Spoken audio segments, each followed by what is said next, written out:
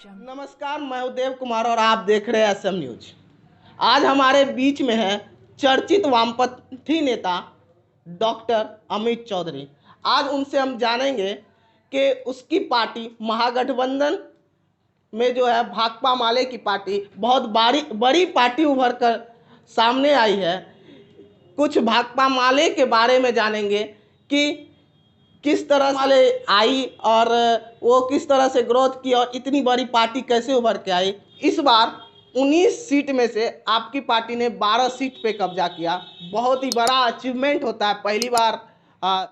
सबसे पहला मेरा ये सवाल रहेगा आपसे कि विपक्ष बोल रही है कि आपकी पार्टी 6 इंच छोटा करने वाली पार्टी है, यानी नक्सलवाद को आप बढ़ावा दे रहे हैं। आप किस तरह से इस विचार को जान रहे हैं, किस तरह से इस विचार को आप समझ रहे हैं कि इस पर क्या आपकी कटाक्ष होनी चाहिए? आप पहले देखिए, बीजेपी वालों ने जो लगातार आरोप किए हैं, चूँकि इनका जो पहला मुद्दा था, जो 15 साल लालू और राबड़ी के शासनकाल को इन्होंने 15 साल लालू और राबड़ी जी के शासन को जंगल राज कहने का काम किया था। तो उसके बाद इनका लगातार 15 साल में देख रहे हैं कि हम लोग लगातार हत्याएं, बलात्कार और एक तरह से महाजंगल राज है। तो इन्हें तो कोई मुद्दा चाहिए था जिससे कि महागठबंधन के ऊपर कटाक्ष कर सके। तो उसी के आधार पे जो है बीजेपी के विभिन्न नेता, विभिन्न नहीं, इवन बीजेपी के बिहार प्रभारी भूपेंद्र यादव से लेके और राष्ट्रीय अध्यक्ष जेपी नड्डा तक, उन लोगों ने कम्युनिस्ट पार्टी माले पे, भारत की कम्युनिस्ट पार्टी मार्क्सवादी लेनिनवादी पे लगातार आरोप लगाए हैं। तो ये आरोप गलत है, ये आरोप गलत है। आप जानते हैं, जैसा कि आप जानते हैं कि भाकपा माले जो है लगातार गरीब मजलूमों की आवाज़ उठाती रहती है, इसलिए इस बार इतनी बड़ी पार्टी उभर कर सामने आई। जी, लगातार हम लोगों का विधानसभा में रिप्रेजेंटेशन रहा है। और विधानसभा के अलावे हमारे जो हैं, हमारी लड़ाइयाँ आपने सड़क पे भी देखी होगी, चूँकि आप लोग पत्रकार हैं तो आप लोग को पता होगा, जो लगातार हमारी लड़ाई हमेशा जारी रहती है। और हम लोग जो है ज़मीन के मुद्दे पे, जल के मुद्दे पे, ज़मीन के मुद्दे पे, या फिर पेंशन, राशन, किरासन, आवास के मुद्दे पे हम लोगों की लड़ाई लगातार जारी रहती है। और इसी का फल है आज, जो फल कहिए या फिर लोगों ने इस बार मुद्दे पे वोट किया है। लोगों के बीच जो मुद्दा हम ले गए, जो हमारा मुद्दा था, शिक्षा, नौकरी, आवास, ज़मीन, तो उन सब मुद्दों को हम जनता के बीच ले गए। और जनता ने विधानसभा चुनाव में क्या गलती हो गई महागठबंधन की सरकार जो पूर्ण बहुमत से चूक गई और इस बार सरकार नहीं बना पाई, इसके बारे में आप क्या बोलना चाहेंगे? गलती नहीं कह सकते हम इसे, चूँकि आप देखेंगे कि बहुत सारी सीटें हैं जहाँ पे मार्जिन बहुत कम रहा है। और इवन आप जैसे 12 से भी कहीं एक सीट में 12 है, एक पे 462, एक पे 250, लगभग इसी मार्जिन पे जीती है।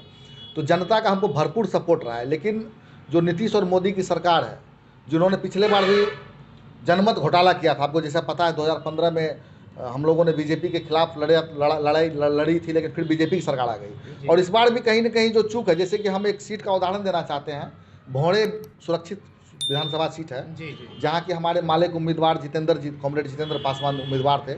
वहाँ पे इलीगली तरीके से वहाँ के जो लोकसभा जदयू के सांसद हैं, उन्होंने इलीगली तरीके से मतगणना केंद्र में घुसकर उन्होंने मतगणना को जो है इंटरप्ट करने का प्रयास किया। और मतदान पदाधिकारी को जो मतगणना पदाधिकारी थे, उन पे प्रेशर बनाने का काम किया। उसके खिलाफ हम लोगों ने कोर्ट में भी अपील की है और हम लोगों ने इनके खिलाफ जो है क्वेश्चन है, महागठबंधन जब से रिजल्ट आया और अभी तो एनडीए की सरकार बन भी गई, 16 तारीख को मुख्यमंत्री जी शपथ ग्रहण भी कर लिए, लेकिन महागठबंधन के कुछ लोग या कुछ नेता लोग ऐसा बोल रहे हैं कि कहीं ना कहीं ईवीएम में भी घोटाला हुआ है। यह कहाँ तक सच है? हो सकता है, चूँकि हम लोगों ने जो आप कम्युनिस्ट पार्टी की जहाँ तक बात करेंगे, हमारे जो मार्क्सवादी विचारधारा के जो भी दल है, उन्होंने लगातार ईवीएम पर सवाल भी उठाए हैं। ऐसा नहीं है कि जो हम ईवीएम को पूरी तरह से उनको पूरी तरह से ये क्लियरेंस दे रहे हैं।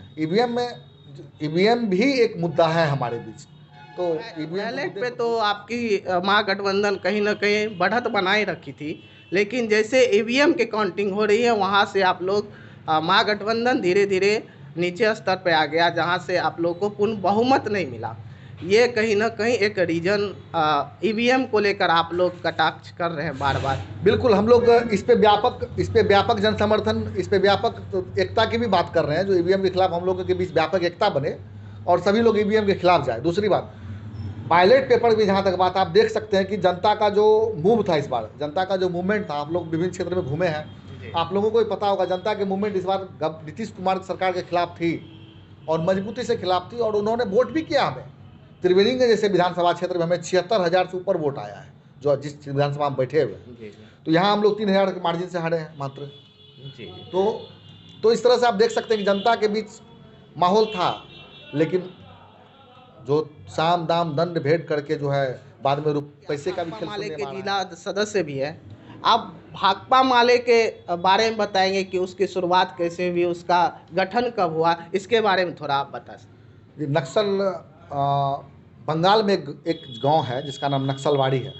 तो वहाँ पे जमींदारों के खिलाफ जो है कुछ जो वहाँ पे खेतिहर मजदूर होते हैं, जिसको बटाईदार हम लोग कहते हैं, तो उन्होंने जब शोषण और दमन के खिलाफ जो है उन्होंने आवाज़ उठाई, जो कि कॉमरेड चारू मजमूदार और कानू सान्याल के नेतृत्व में, और बहुत सारे कॉमरेड थे जिनके नेतृत्व में इन्होंने सवाल उठाया। और वो आग जो है, वो लड़ाई जो थी, वो लड़ाई धीरे धीरे पूरे देश के अंदर में फैली, ठीक है। और वही लड़ाई जो है हमारे जो मध्य बिहार है, मध्य बिहार का जो क्षेत्र है, जहाँ पे सामंतवादी पूंजीवादी ताकतों का और जमींदारी ताकतों का बहुत बड़ा बोलबाला था, वहाँ भी हमारी पार्टी ने गरीबों के साथ, भूमिहीनों के साथ मजबूत से लड़ाई लड़ी और हमारी पार्टी की स्थापना हुई, जिसको शुरू में IPF बोला जाता था और धीरे धीरे जो है ये CPIML के रूप में जाना जाता है। और जो भी आरोप लगाया जाता है हमारे ऊपर, जो मतलब कि आप नक्सल के समर्थक हैं या कोई बात ऐसा है, तो ये बिल्कुल मतलब तथ्यहीन बातें हैं। हम लोग लोकतांत्रिक तरीके में विश्वास रखते हैं, हम लोग लोकतंत्र के साथ हैं, हम लोग संविधान के साथ हैं। हमारी लड़ाई संविधान को सही तरीके से समाज के अंतिम व्यक्ति तक लागू करने की है। हमारी लड़ाई हर भूमिहीन को जमीन उपलब्ध करवाने की। हमारी लड़ाई माले का उद्देश्य क्या, आने वाले पीढ़ी में किस तरह से भाकपा माले अपने पार्टी को आगे लेके जाएगी, ये थोड़ा बताएं। हमारी पार्टी जो है, हमारी पार्टी पूर्णतया जो है, जैसे कि कुछ मांगे हैं, जैसे कि आपने मैनिफेस्टो भी देखा होगा महागठबंधन का घोषणा पत्र, तो उसमें हमारी पार्टी जो है समान काम के बदले समान वेतन, जो कि हमारा बहुत चर्चित मांग है, और नियोजन वगैरह जो है, जो कि अभी आप जैसा हो रहा है, हम लोग नियोजन वर्ड को हटाना चाहते हैं, ठीक है, नियुक्ति वर्ड को लाना चाहते हैं, जिससे कि, और उसके बाद पेंशन जैसी स्कीमें हैं। और उनसे भी बड़ी बात है, बिहार में लगभग 20 लाख भूमिहीन परिवार हैं जी। बिहार में लगभग 20 लाख भूमिहीन परिवार है, जिसके पास अपने बास चास आवास का ज़मीन नहीं है। तो हम लोगों ने उनकी लड़ाई लड़ी है और हम लोग उसको ज़मीन भी उपलब्ध करवाने की बात करते हैं। सदन में हमेशा हम लोग रखे हैं स्वास्थ्य, शिक्षा, रोजगार, जैसे कि आप मधेपुरा यूनिवर्सिटी में देख रहे हैं कि 5 साल के अंदर में जो है एक ग्रेजुएशन होता है। तो उस वैसे मुद्दों पर, रोजगार के मुद्दों पर हमारी लड़ाई बहुत वर्षों से जारी है। आपको पता भी होगा, लास्ट टाइम हमारे जो है 2010, 15, 20 विधानसभा में हमारे 3 सदस्य थे और तीनों ने बहुत मजबूती से इन सवालों को उठाया। आशा बहन हो या आंगनबाड़ी सेविका हो, आंगनबाड़ी सहायिका हो, या फिर रसोईया हो, या फिर कोई हो, हम लोग सभी को एक न्यूनतम वेतन जो है, जो न्यूनतम वेतन होना चाहिए सरकार का, जो सरकार जो फिक्स की है उसको वो दिलाना चाहते हैं।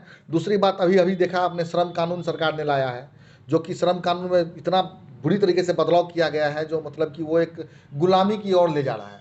तो इस तरह की इन सब चीज़ों के खिलाफ हम लोग, कहीं ना कहीं आपको लग रहा है कि हर एक क्षेत्र में और भी काम होने चाहिए।